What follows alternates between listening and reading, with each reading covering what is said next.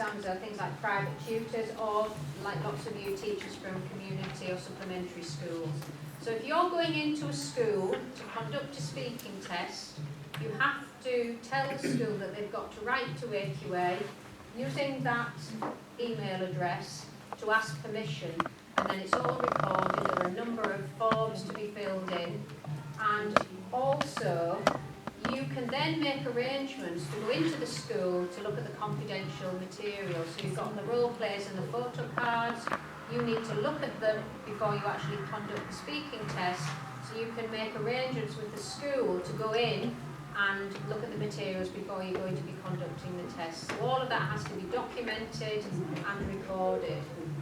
The other thing that the school has to ensure is that whoever's conducting the test has been trained and is fully aware of the requirements of the test.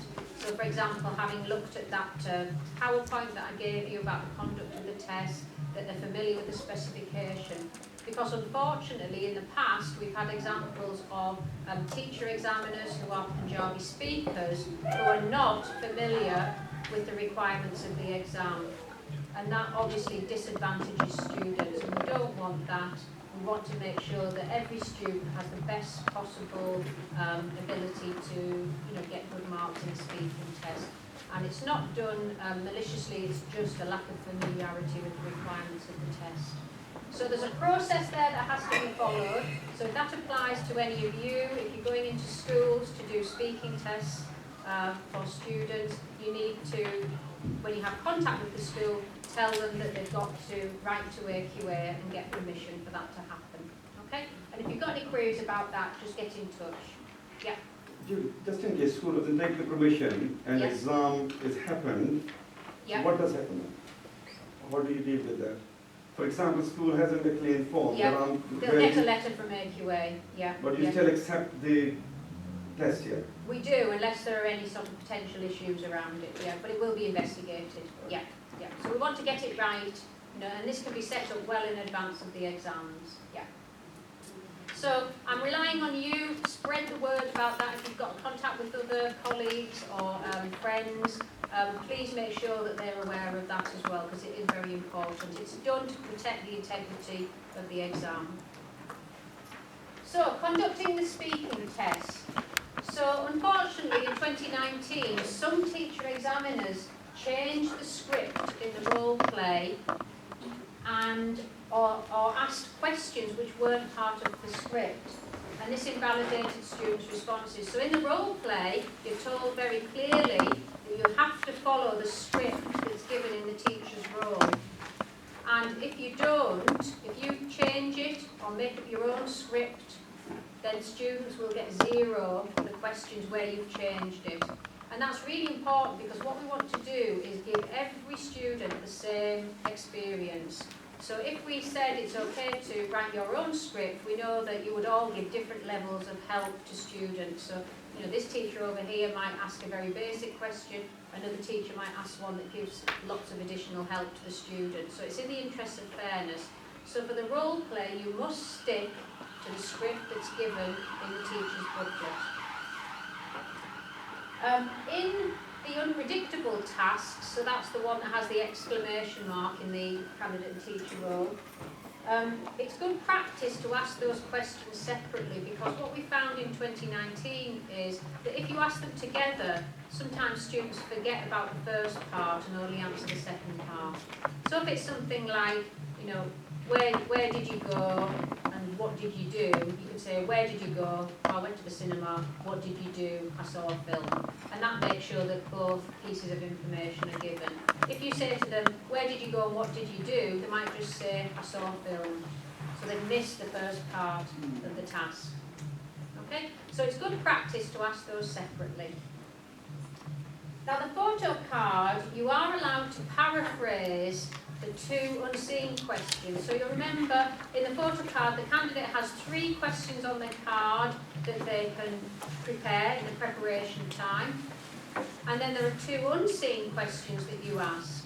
So if you want to, you can paraphrase the unseen questions, but it has to be paraphrasing, and that means it's got to stick to the original meaning. So paraphrasing things like in French there are two words for friend, ami and copain. They mean exactly the same thing, so that's paraphrasing. If you talk about a weekend and then you change that to Saturday and Sunday, that's not paraphrasing, it's different. So in the published mark scheme, there are some examples of appropriate paraphrasing, so have a look at that. For those of you who are not in a school, it is really important that you do have sight of the mark schemes from 2019. So hopefully you've got colleagues who are in schools who can help you with that. If not, if you want to email the MFL mailbox that I'll give you the contact details for at the end, we can send you a copy, because it is important that you look at the advice and the reports from last year.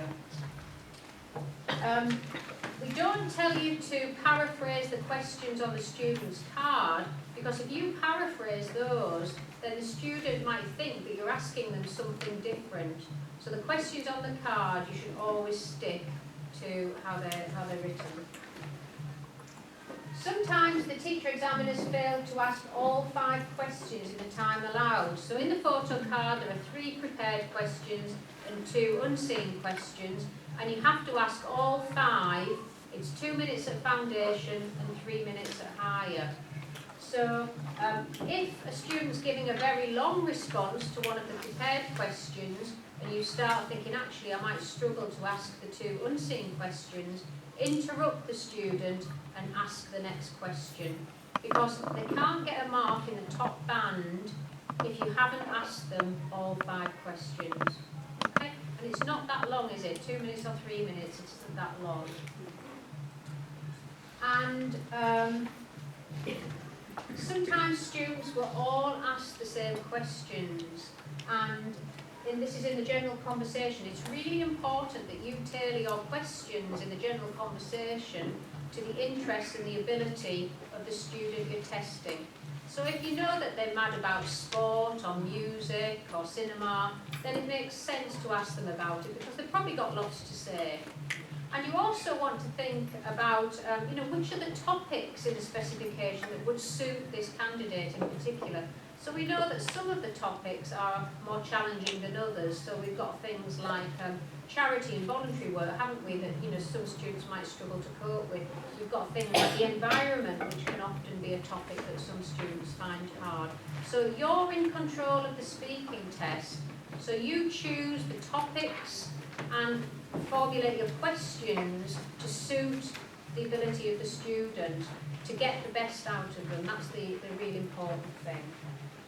The other thing that you've got to do in the speaking test, in the general conversation, is to demonstrate spontaneity. So you do that by asking follow-up questions, and that can be done by asking for clarification, some extra information. It could be asking why.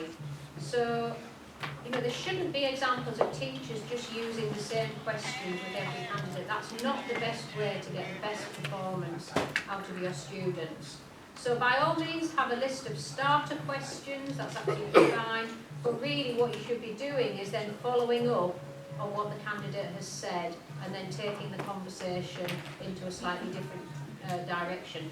Remember, examiners can only mark what they hear, so they're looking and listening out for evidence of students demonstrating spontaneity. If that evidence isn't there, so for example, if students are just delivering long, pre-learned monologues with no evidence of spontaneity, it's going to be very difficult for them to award those 5 marks. So even asking just simple follow-up questions demonstrates spontaneity. Okay? So, again, these slides you can share with students as part of your preparation for the exam. This is all about the role play. So read the introduction carefully. So that same point about the scenario in the role play, it's there to help them understand the context of the role play. And remember, role plays are role plays. They're not real life situations. A student doesn't have to have experienced the role play situation to be able to actually produce the language required by the tasks. So that's important as well. Remember that they can write down exactly what they want to say for each of the tasks. So they can write themselves a little script. And it is really important that they make good use of their preparation time and they have one piece of paper. My advice is that they write their notes for the role play on one side of that piece of paper, and there are 5 tasks, so they should be writing 1, 2, 3, 4, 5, and they should be leaving a gap for the unpredictable task by either putting an exclamation mark in their notes or writing unpredictable task. Because what happens if they don't lay their notes out carefully is they forget to leave the gap for the unpredictable task and they get out of sync with you as the examiner. So it turns into what we call the 2 Ronnies scenario, where you just, cross purposes. So to help the role play go smoothly, if they write their notes clearly, they leave a gap for the unpredictable task, then hopefully that will make the role play flow better. It's really important that they only prepare the information required by the bullet point. The role play isn't a mini conversation. It's not the place to develop answers or give extra information. So if the bullet point says, what's your favourite subject and why, the answer is, I like Punjabi because it's fun. That's it. They don't have to say anything else. We don't want them to say anything else, because sometimes the more they say, the more mistakes they make, and that impacts on their mark for knowledge and use of language. So it's really important when you're training them to do role plays that you say to them, the only language you need to produce for that prompt is exactly what it says, what you do at school and why. That's all. And it says on the cards one detail, one reason, something like one activity. So to read those prompts very carefully. Listen carefully to the question that your teacher asks you for the unprepared task. And remember, some of them are in 2 parts, some aren't, but some are. And something that wasn't done well in 2019 were question words. Students absolutely need to know those question words, so do practice them with them. They can ask for repetition of a question, there's no problem with that, but they need to be doing it in Punjabi, so make sure they've got the language to do that. And remember that the question task, so that's the one that's got the question mark on the candidate card, it has to relate to the prompt in some way. So we did see examples in 29 of students just asking totally random, unrelated questions. So if it says for the question task, the gym, then they need to ask a question about the gym.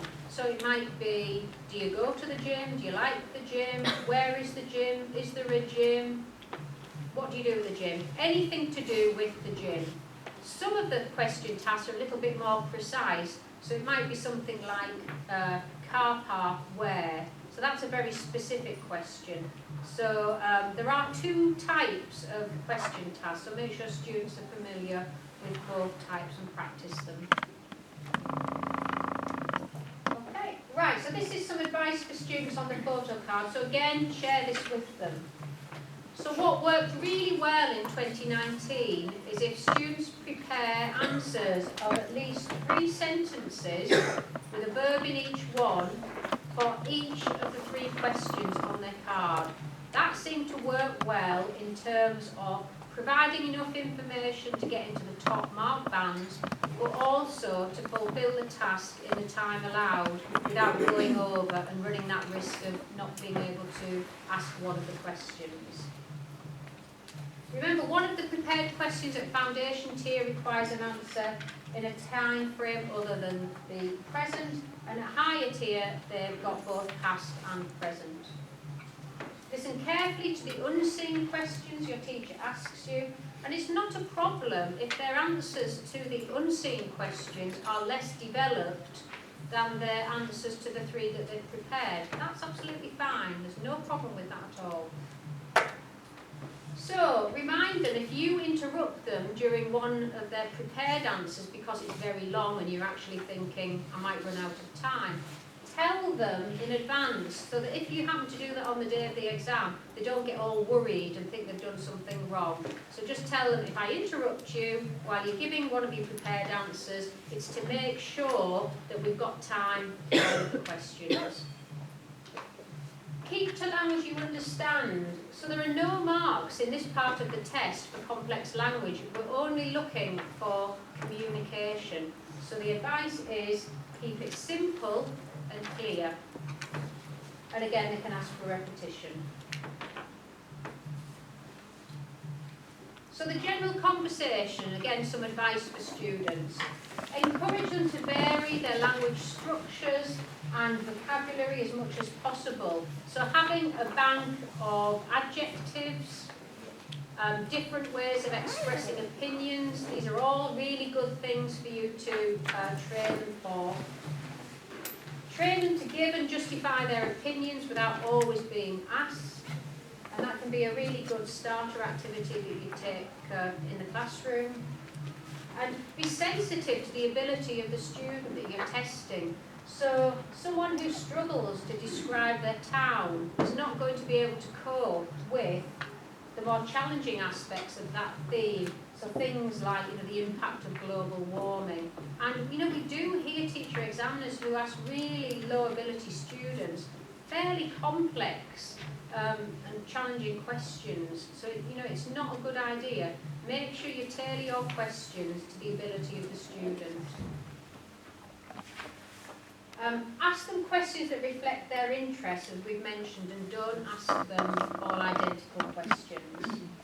And to get that greater sense of spontaneity in the conversation, because, it's meant to be a conversation, we like to see that sort of natural flow. Follow up what they've just said. So ask them something. So, what did you do last weekend? Oh, I went swimming. Who did you go with? Oh, I went with my best friend. What's your best friend called? Oh, she's called Claire. And, what else does Claire like doing? And things like that. That's how you develop the conversation naturally. Oh, just go back to the last one. And this is a really important point.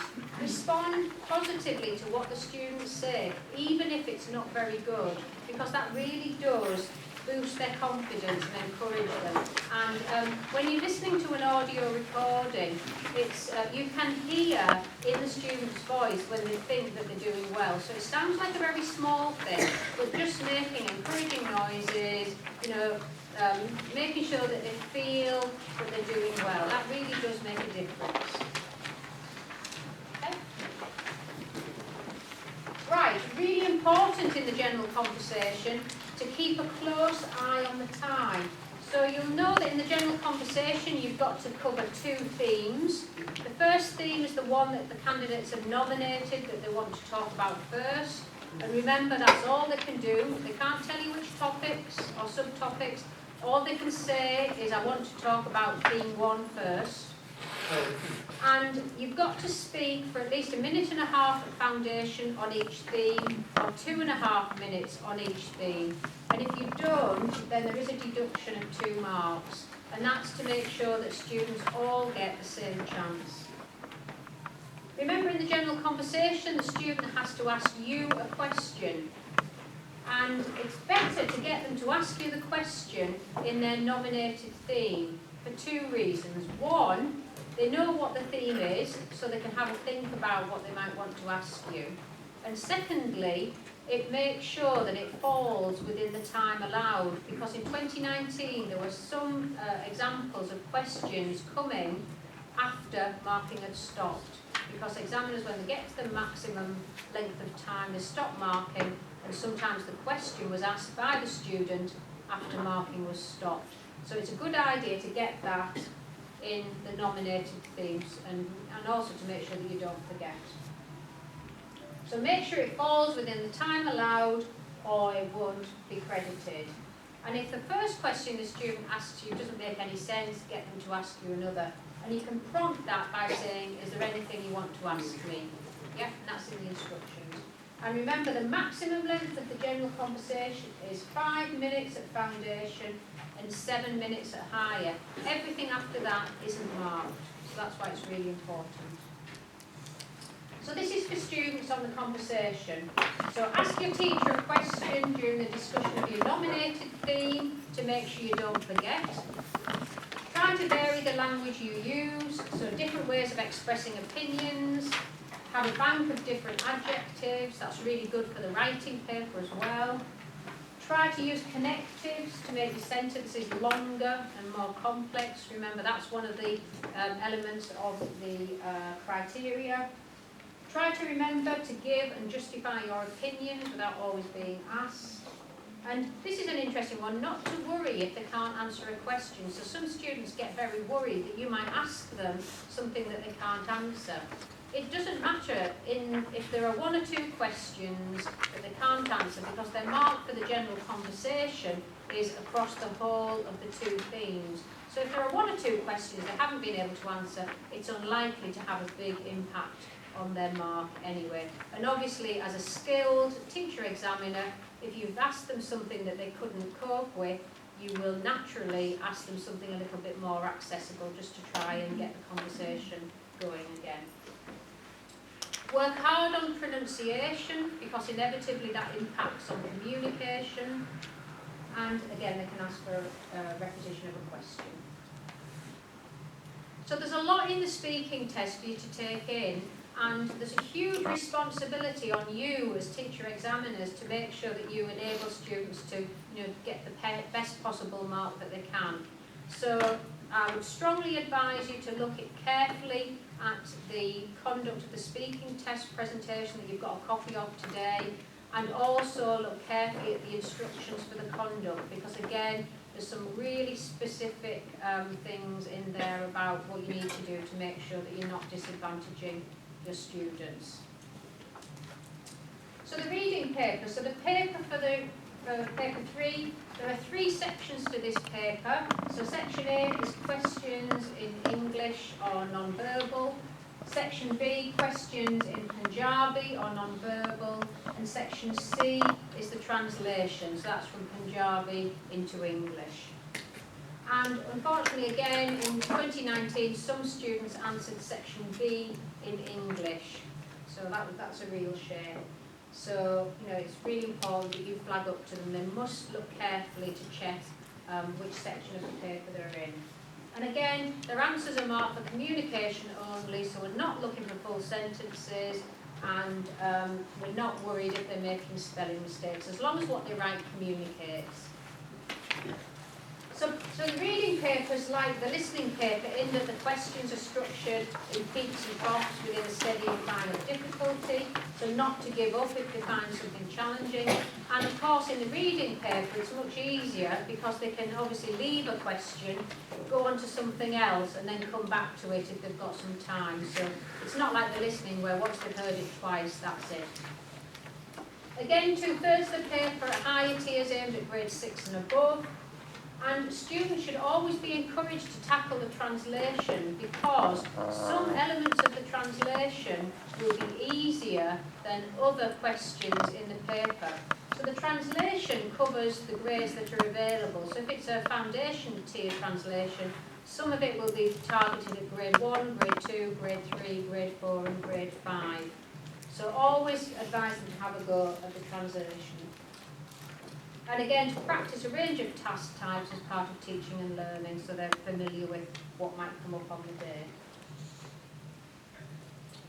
So in 2019, in the reading paper, in question 4.3, there was some confusion over tenses.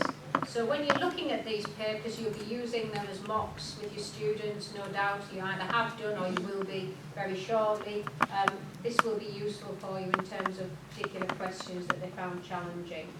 And in the translation, some students translated they filmed as I filmed, and could not translate camera, and many found family members and relatives dancing challenging. So I think that was probably one of the higher, the more demanding bits at foundation tier.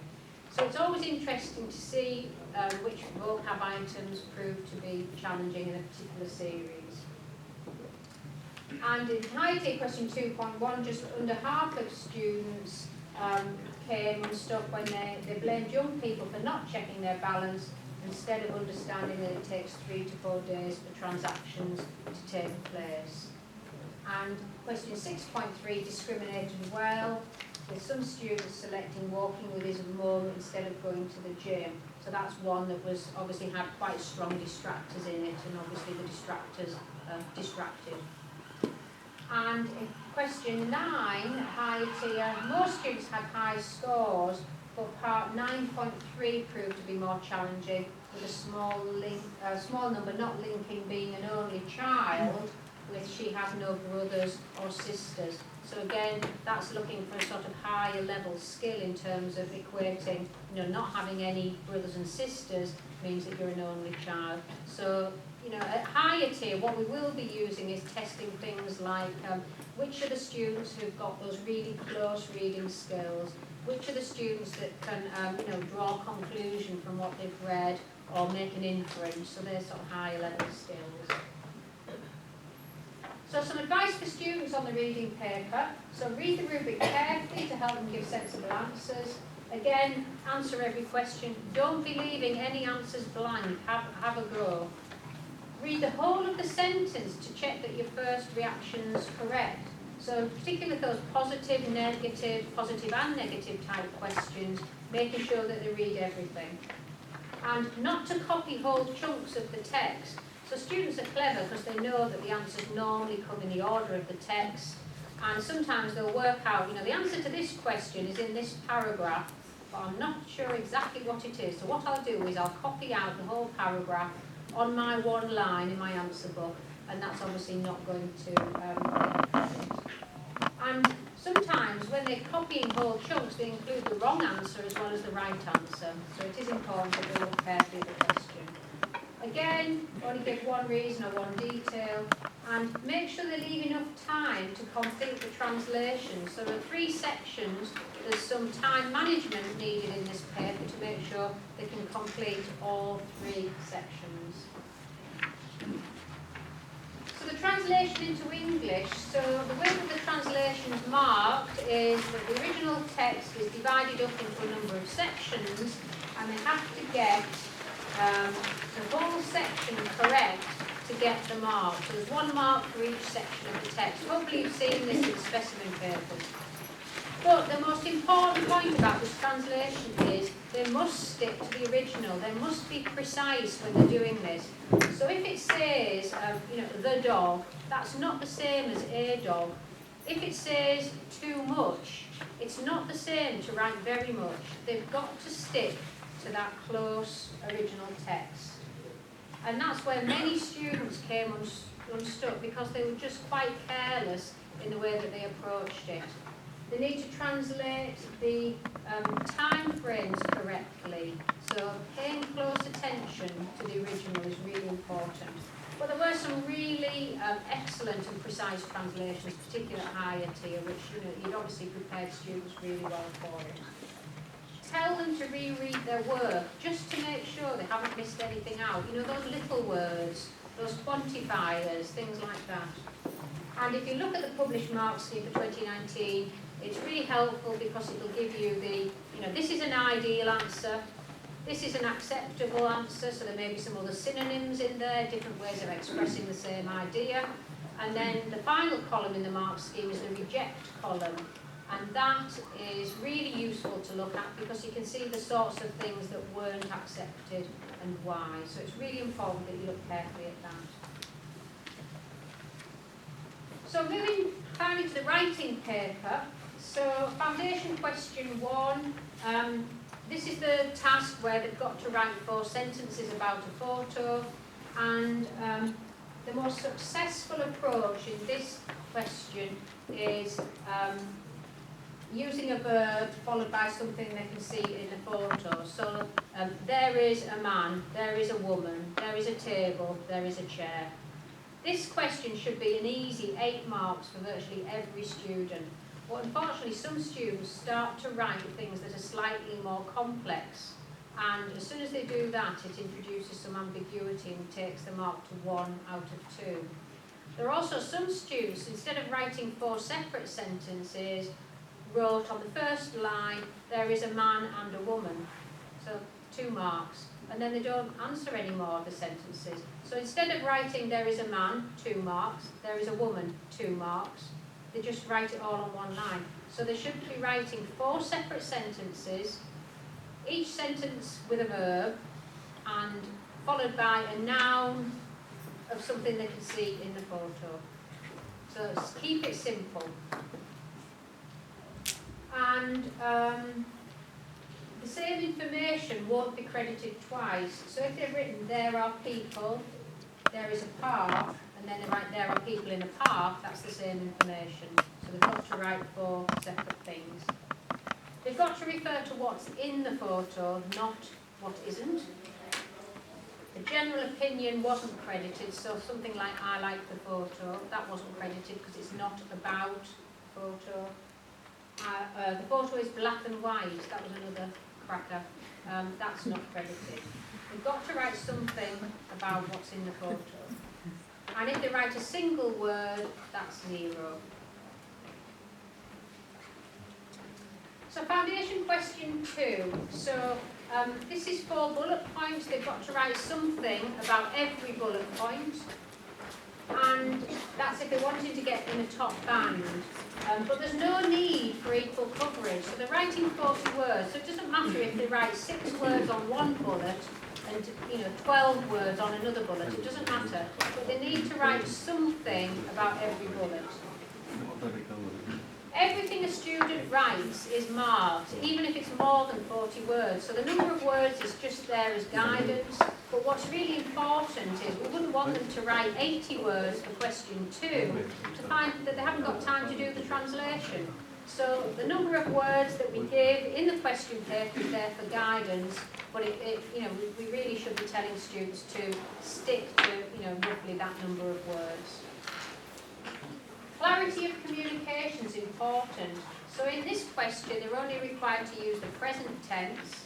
And in 2019, lapses in clarity often occurred when they tried to use other tenses. And there's no requirement for complexity of language in this question, just variety. So again, coming back to different ways of expressing opinions and using different adjectives. So it's important that you're training them to use different adjectives and different ways of expressing opinions to make sure they've got access to the high mark bands. So, foundation question 4, higher tier question 1. This is what we call the overlap question. So it's exactly the same question at foundation tier and higher tier. It's aimed at grades 4 and 5, which are both available to students on either tier. And again, there's no requirement for equal coverage of the bullet points, but they have to write something about each of them. If they miss one out, they can't get higher than 6 out of 10 for content. So it's really important that they don't miss one out. Any positive or negative adjective is accepted as an opinion. For example, sport is boring. And to get a mark of 7 and above out of 10, they've got to have 2 opinions in their piece of writing. It's not an automatic mark, but it gives them access to the higher mark bands. And 1 opinion has to be given for a mark of 3 and above. So, if you have a piece of writing, and we saw this in 2019, that hasn't got a single opinion in it, what's the highest mark it can get? This criteria, 2. Because to get 3, you've got to have 1 opinion. So if you've got a piece of writing that hasn't got any opinions in it, it can't get 3, it can only get a maximum of 2. So it's really important, and it's very frustrating for examiners to read a beautiful piece of writing that's obviously from a student who's got really good command of the language, but there isn't an opinion in there. So that's something you definitely need to flag to your students. To get in the top band for quality of language, there has to be reference to all 3 time frames. Now, in this specification, we're talking about time frames, not tenses, and I don't know how that works in Punjabi, but in the other languages, they can use a present tense with a time marker to indicate a future or a past time frame. I don't know if that works in Punjabi, does it? Yeah. So you can say, yesterday, tomorrow I go shopping. That's a reference to the future, so it's accepted. Does that work in Punjabi? Yes. Yeah. Okay. Yeah, brilliant. So they don't have to use a future tense, as long as they use a future time marker next week, next weekend, tomorrow, with the present tense, it will be credited as a reference to the future. So that's quite a big difference from the old specification where they had to use a future tense. So that's good.